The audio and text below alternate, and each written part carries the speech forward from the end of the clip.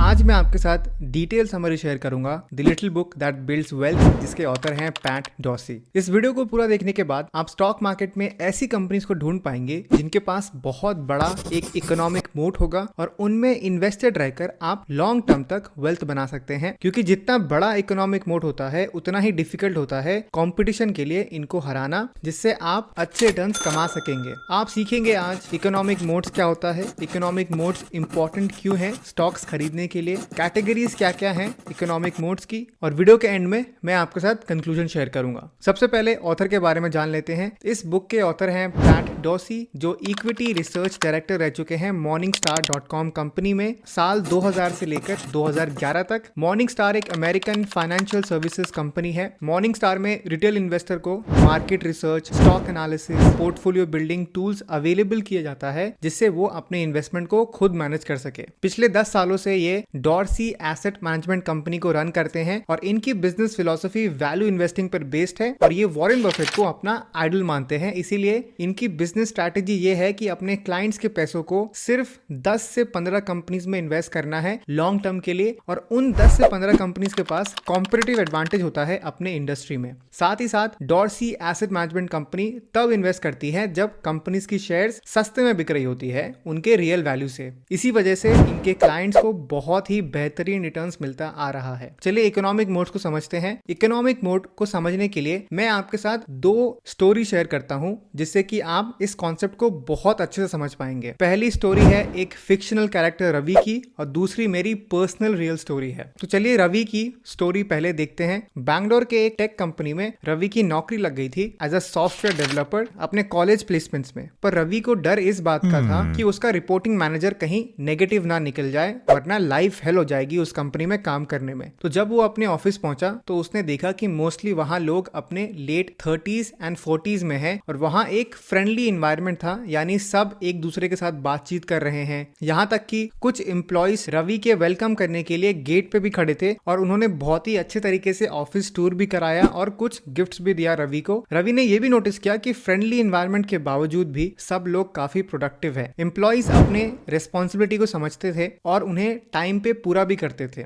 Seniors अपने juniors को full support करते थे एंड टॉप मैनेजर्स भी वीकली लंच मीटिंग्स करते थे, जहां पर सबके ओपिनियंस को वैल्यू किया जाता था। और वो company work life balance maintain करने पर फोकस करती थी। अपने एम्प्लॉइज को मोटिवेट भी करती थी कि आप वीकेंड्स में कोई काम ना करें। इसीलिए एम्प्लॉइज इस कंपनी को जल्दी छोड़ते नहीं थे। जो स्विच भी करते थे वो ऑनलाइन जाकर इसके बारे में अच्छा ही रिव्यू देते थे। तो रवि ने ये रियलाइज किया कि वॉरेन बफेट हमेशा इकोनॉमिक मोड्स के बारे में बात करते हैं जब भी वो किसी कंपनी में इन्वेस्ट करते हैं उससे पहले। इकोनॉमिक मोड का मतलब होता है कंपनी की कॉम्पिटिटिव एडवांटेज, जिससे कंपनी लगातार ग्रोथ अचीव कर पाती है, अपने बिजनेस को सिक्योर कर पाती है एक हाईली कॉम्पिटिटिव बिजनेस एनवायरनमेंट में। और इन रिटर्न इन्वेस्टर्स जो उस कंपनी के साथ जुड़े हुए रहते हैं उन्हें लॉन्ग टर्म तक अच्छे रिटर्न्स मिलते रहते हैं, क्योंकि बहुत ही सिंपल से लॉजिक है, जहां पैसे ज्यादा होते हैं वहां कंपटीशन भी ज्यादा होता है। तो अगर कंपनी के पास कॉम्पिटिटिव एडवांटेज ना हो तो वो सर्वाइव नहीं कर पाएगी इस मॉडर्न कैपिटलिस्टिक दुनिया में। तो रवि ने ये समझा कि जिस कंपनी में वो काम कर रहा है उनका कॉम्पिटिटिव एडवांटेज है उनका skilled talented employees and corporate governance, जिस वजह से ये high quality tech products and services provide कर पा रहे हैं अपने यूएस यूरोप के क्लाइंट्स को, एंड इवन इंडियन क्लाइंट्स को भी वो बहुत अच्छे से सर्व करते हैं। और कंपनी बहुत पैसे सेव करती है क्योंकि इनका टैलेंट इनके साथ लंबे समय तक रहता है और इस कारण हर साल ये टेक कंपनी ग्रो कर रही है एंड इनका फ्यूचर भी काफी ब्राइट लग रहा है। एक और मैं अगर अपना पर्सनल एक्सपीरियंस आपके साथ शेयर करूं तो मेरे कॉलेज के लंच ब्रेक में मैं और मेरे कुछ फ्रेंड्स हमेशा कैंपस के बाहर जाकर लंच करते थे और हमने ये नोटिस किया कि 4-5 दुकानों में सेम पनीर बटर मसाला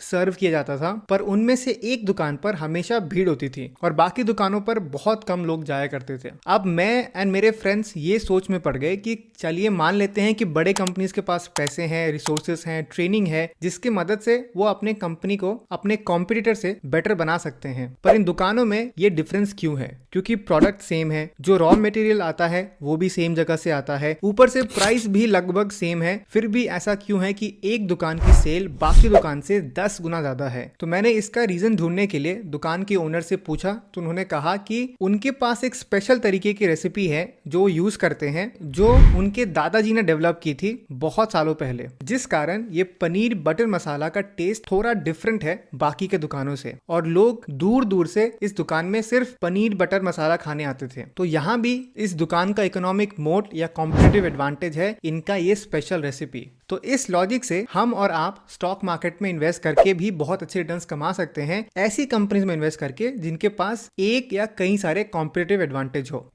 दूसरा लर्निंग जो मैंने इस बुक से सीखा है वो है why economic modes are so important. पुराने जमाने में जब किले बना करते थे तो राजा हमेशा उस किले के आसपास प्रोटेक्शन का भी बंदोबस्त किया करते थे, जिससे कि अगर कभी कोई उनके किले में अटैक करे तो उससे बचा जा सकता है, या उनके लिए एक बैरियर हो जिस वजह से वो किले के अंदर ना आ सके। जैसे कि आप इस पिक्चर में देख सकते हैं कि एक किले के आसपास पानी है तो इसे मोट कहते हैं। इसी तरह बड़ी बड़ी दीवारें और उनके साथ एक अटैक इक्विपमेंट्स भी लगाया जाता था जिससे कि ये किला सुरक्षित रहे। आपने कई सारे टीवी शोज एंड मूवीज में जरूर देखा होगा कि कैसे राजा अपने सिपाहियों के साथ अपने किले से अपने दुश्मनों को रोकता है। वॉरेन बफेट का कहना है कि a good business is like a strong castle with deep moat around it. I want sharks in the moat, I want it untouchable. यानी एक अच्छा बिजनेस एक मजबूत किले की तरह है और मैं चाहता हूं कि वो किला शार्क से घिरा हुआ हो जिससे कोई उस किले के अंदर आने के बारे में सोचे भी ना। ऑथर पैट डॉसी कहते हैं कि एक मोट से कंपनी अपने आप को प्रोटेक्ट करती है लॉन्ग टर्म प्रॉफिटेबिलिटी से, और सबसे बड़ी एडवांटेज है एक स्ट्रॉन्ग इकोनॉमिक मोट का कि वो कंपनी अपने प्रोडक्ट एंड सर्विसेज की प्राइस बढ़ा सकती है बिना अपने कस्टमर्स को लूज किए। यानी अगर एक कंपनी हर साल अपने प्रोडक्ट्स की प्राइस बढ़ा पा रही है यानी उस कंपनी के पास इकोनॉमिक मोट है, क्योंकि ज्यादातर बिजनेसेस फेल हो जाती हैं एंड वॉरेन बफेट इसी रीजंस की वजह से इकोनॉमिक मोट पर इतना ज्यादा फोकस करते हैं। उनका इन्वेस्टमेंट ऐसी कंपनीज में है जो कस्टमर्स बहुत पसंद करते हैं और साथ ही साथ उस कंपनी के पास पावर है प्राइस बढ़ाने की। जैसे एग्जांपल के लिए एप्पल कंपनी को लेते हैं, इसमें वॉरेन बफेट ने बहुत इन्वेस्ट कर रखा है। एप्पल के पास 3 कॉम्पिटिटिव एडवांटेज है। Number 1 innovation, number 2 design, number 3 features, जिस वजह से एप्पल अपने कस्टमर से ज्यादा प्राइस चार्ज कर पाते हैं। एग्जाम्पल के लिए अगर आईफोन कल ये डिक्लेयर करे कि उनका जो आने वाला फोन है आईफोन 15 वो आईफोन 14 से 20% ज्यादा महंगा होने वाला है, फिर भी लोग आईफोन 15 को खरीदेंगे। इनके इकोनॉमिक मोड्स की वजह से एप्पल के स्टॉक्स ने पिछले 5 सालों में 288% का रिटर्न्स दिया है। ये तो होगी एक US company case study. Indian example ले तो एशियन पेंट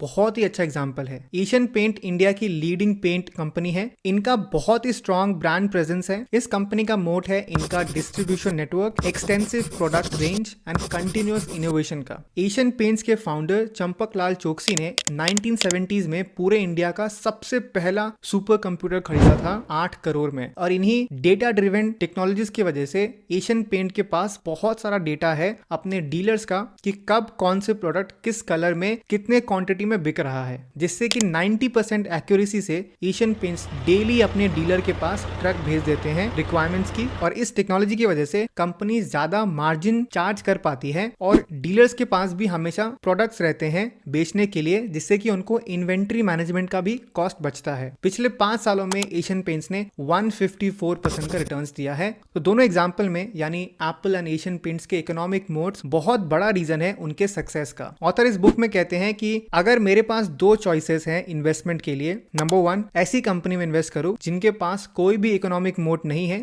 पर उनका मैनेजमेंट बहुत अच्छा है, और नंबर 2 ऐसी कंपनी में इन्वेस्ट करूं जिनके पास मोट है पर उनका मैनेजमेंट एवरेज है, तो मैं दूसरे ऑप्शन को चूज करूंगा। वो कहते हैं कि bet on the horse not the jockey, यानी घोड़ों पर पैसे लगाओ ना कि घुड़सवार पर।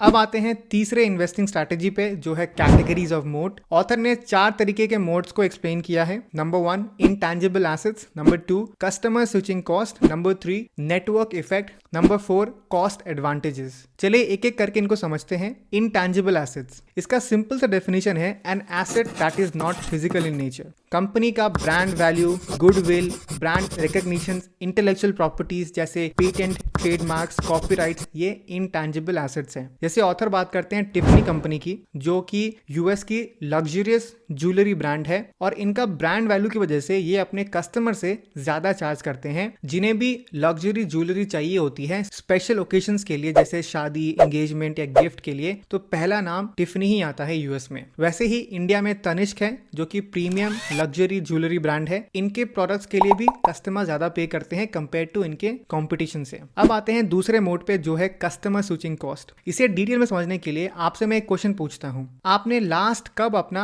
बैंक चेंज किया था? जैसे एग्जांपल के लिए आईसीआईसीआई बैंक में अपना अकाउंट बंद करवा के कोटक में शुरू किया था। मोस्टली बहुत कम लोग अपना बैंक को स्विच करते हैं, पर कभी आपने ये सोचा है क्यों हम अक्सर एक्स्ट्रा डिस्काउंट के लिए थोड़ा दूर ट्रैवल करते हैं या महीनों वेट करते हैं सेल का, पर बैंक स्विच करना जहां पर आपको ज्यादा बेनिफिट मिल सकता है क्योंकि हायर इंटरेस्ट रेट्स की वजह से, पर हम फिर भी उसी बैंक के साथ क्यों जुड़े हुए रहते हैं? चलिए एक और एग्जांपल समझते हैं। अगर आपने हमेशा से एंड्रॉइड फोन यूज किया है तो आप क्यों नहीं आईफोन्स में स्विच करते हैं? सेम अगर एक व्यक्ति हमेशा से iOS यूज कर रहा है तो वो बहुत कम चांसेस है कि वो कभी एंड्रॉइड में स्विच करेगा। ये दोनों ही एग्जांपल है स्विचिंग कॉस्ट का, जहां पर एक कस्टमर को परेशानी होती है दूसरे प्रोडक्ट में स्विच करने में और इसका फायदा उठाती है कंपनी। बैंक को भी ये पता है कि आप जल्दी उनका बैंक अकाउंट नहीं बंद करवाएंगे क्योंकि इसमें आपका टाइम कंज्यूम हो जाता है, जिस वजह से वो आपको लोअर इंटरेस्ट रेट ऑफर करती है आपके सेविंग्स अकाउंट पर और लोन पर ज्यादा इंटरेस्ट लेती है। इससे बैंक का तो बहुत फायदा होता है पर आपका नुकसान होता है। इसीलिए पैट डॉसी कहते हैं कि अगर एक कंपनी के पास स्विचिंग कॉस्ट का मोड है तो वो एक बहुत बड़ा ग्रीन साइन है।